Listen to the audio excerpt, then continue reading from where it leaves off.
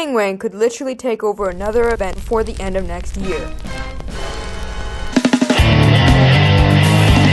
Okay, let's quickly back it up. So recently, Yi Hang has proven himself to be almost unstoppable in 2x2 and 3x3. Today I want to ask, could he take this to another event? Besides 2x2 and 3x3, Yi Hang is also very good at pyramids. He has a 1.8 average, ranking him 23rd in the world. Before I go too far, I want to quickly state that everything I say about Yi Hang's next moves can't be taken for a guarantee. I'm just speculating here on what could happen and what the future holds. On the 27th of April, Yi Hang's 2x2 PR average was still a 1.3 average. He was good, but not a world record contender. Since then, he has dropped his PR average by 40%. Yes, in 1 year and 2 months, he dropped his already insane average by 40%.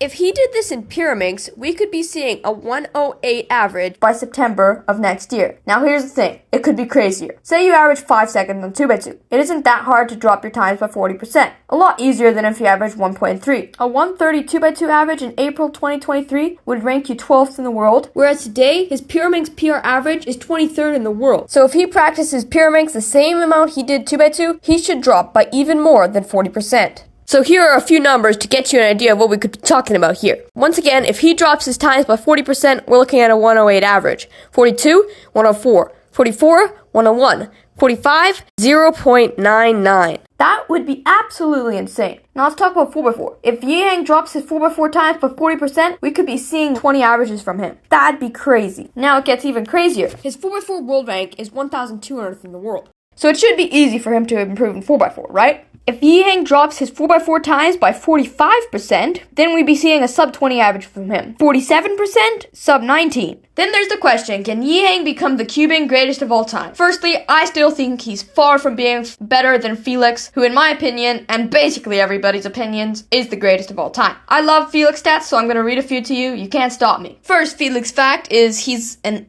internet personality? Okay.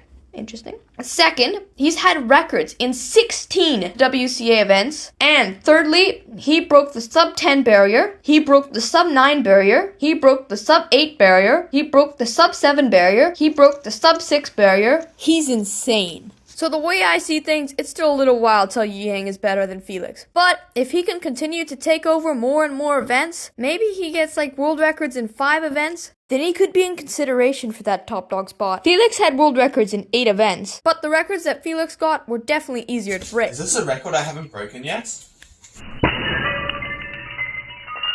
Yep, broken it now. Then Yi Hang would also need to get into some blind events, some big cubes, and just a wider spread of events. Otherwise, I don't think he deserves that #1 title. So while Yi Hang is still a few steps away from becoming the Cuban greatest of all time, it isn't out of the realm of possibility for Yi Hang to take over a few more events and become the Cuban greatest of all time. Thanks for watching. See you guys in the next one. Actually, side note, I'm not seeing you, you're seeing me. You guys see me in the next one.